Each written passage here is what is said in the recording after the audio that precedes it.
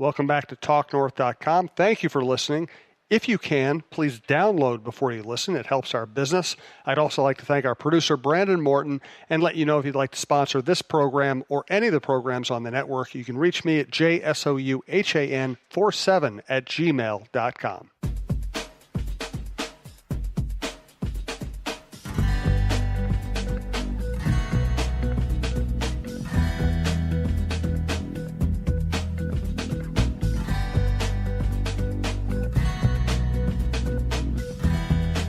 Welcome to another remote version of the Cheryl Reeve Show. I'm Jim Souhan in Minneapolis. Cheryl Reeve's going to be telling us where she's been and where she's going, maybe where she is right now, if security will allow her to tell us that.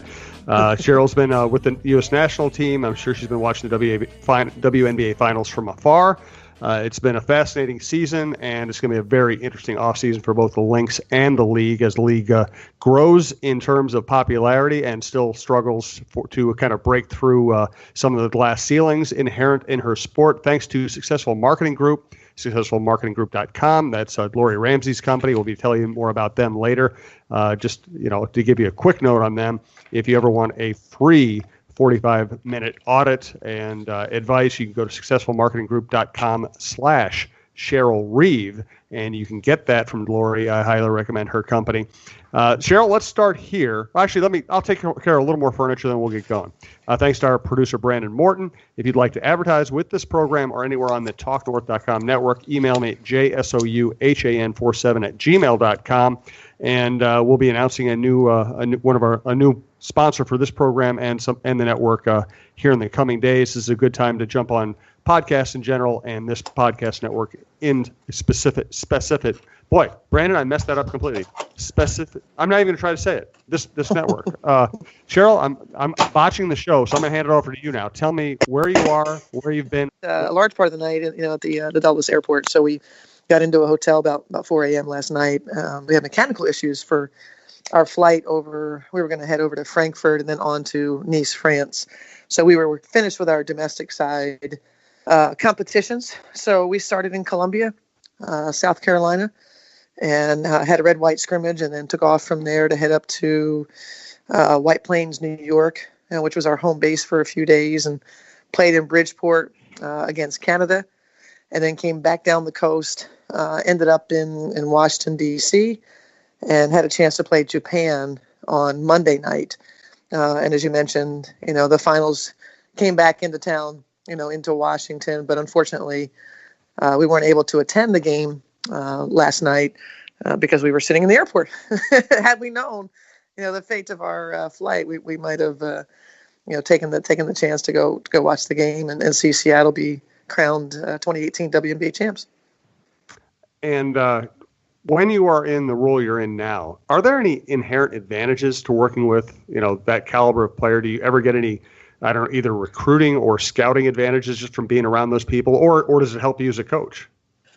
I think all the above. I think, when you're around other great coaches, it's one of those things you can't miss an opportunity to maybe listen to how they do it for their team, what's worked for them.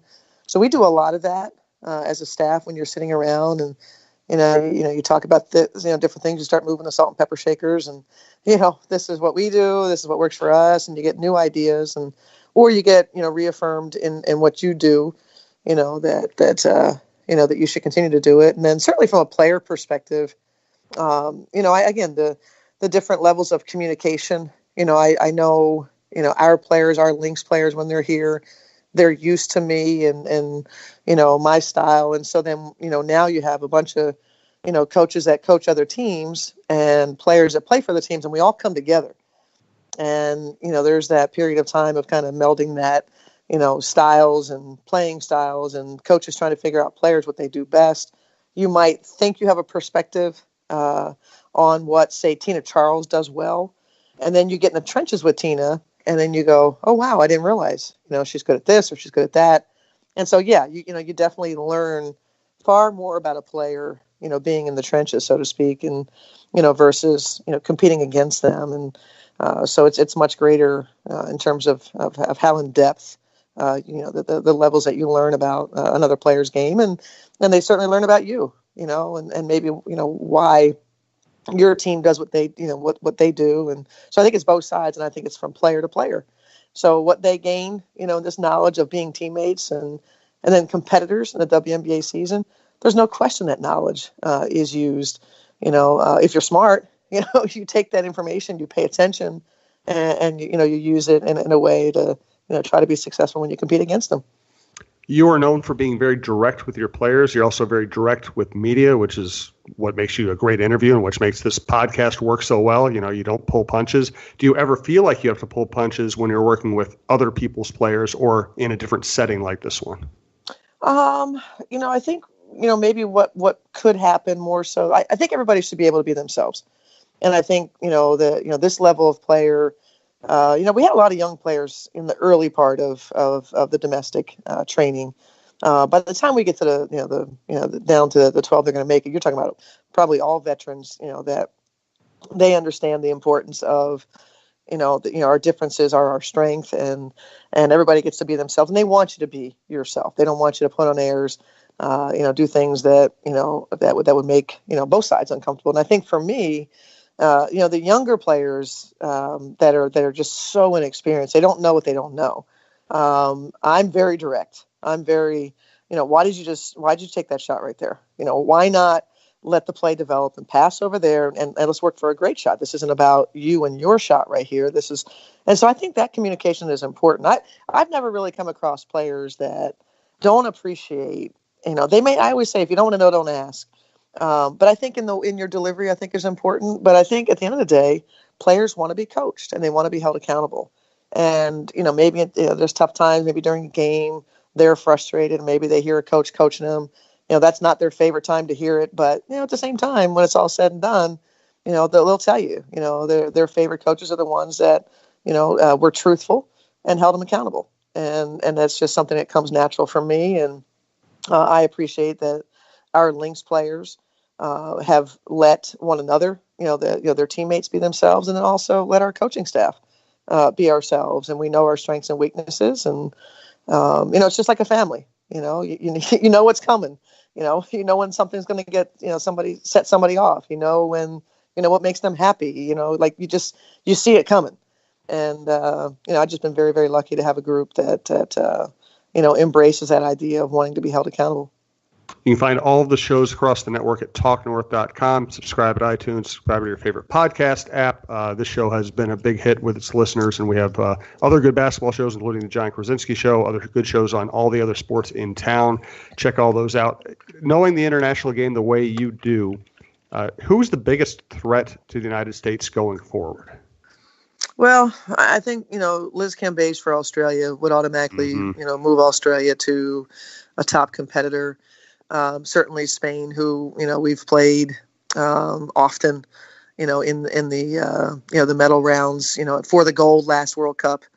And then obviously when Liz was out for Australia, they lost early. So Spain has been, and they virtually have everyone back for their team, minus Sancho Little, who, was injured during the WNBA season. But, I think France is always in the mix.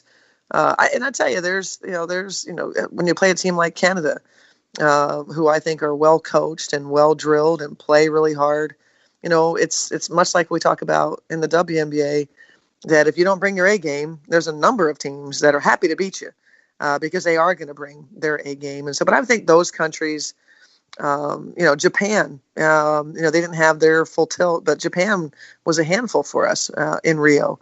A style of play that's really fun to watch on video, but it's difficult to guard them, and so I think they do a great job. And at the end of the day, we have the best players in the world, but we have to execute, and we have to have a chemistry about us, and we got to get it quickly, because a country like Japan trains for a year together. They've already been training for 6 months.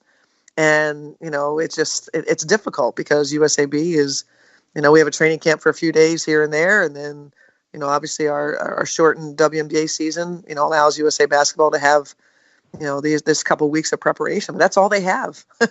And not everybody's here, and so Gino, there was some continuity with Gino, from 2010, through through the Olympics in 2016, maybe even before that. I can't recall, but that continuity, that Gino provided.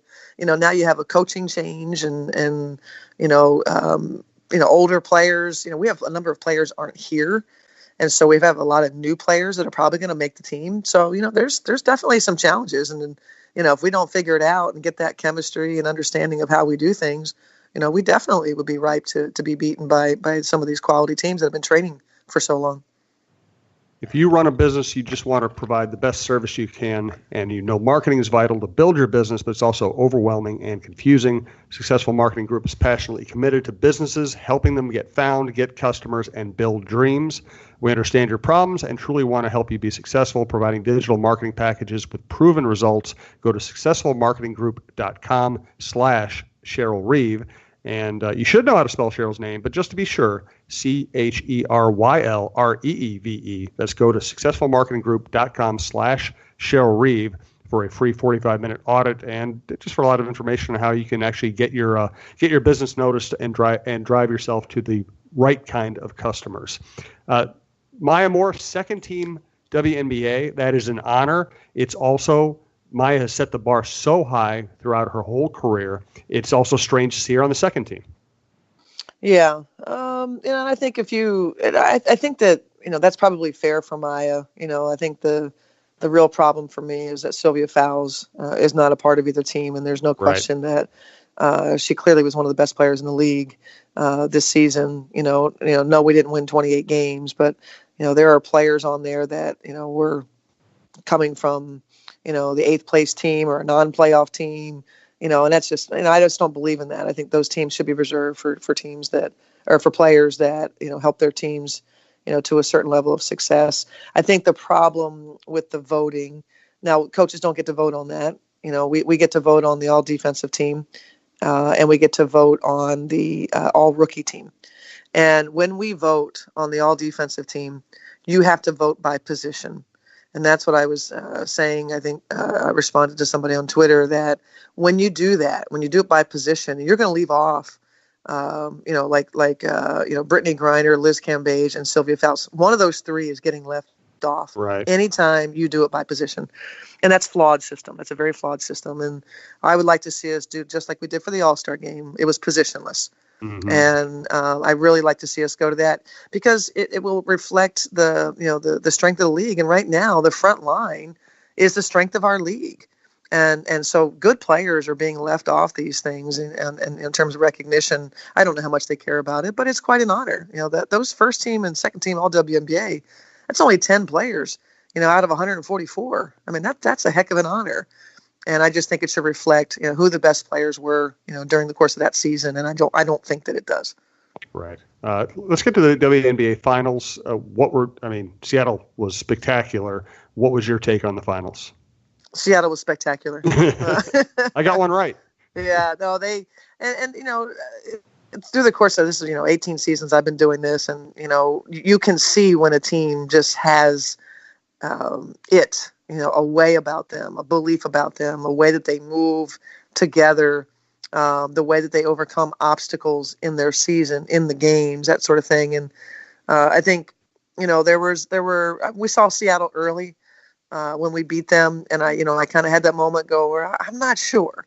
And then they tackled, a tough stretch of their season, largely on the road, and did it, at a high level.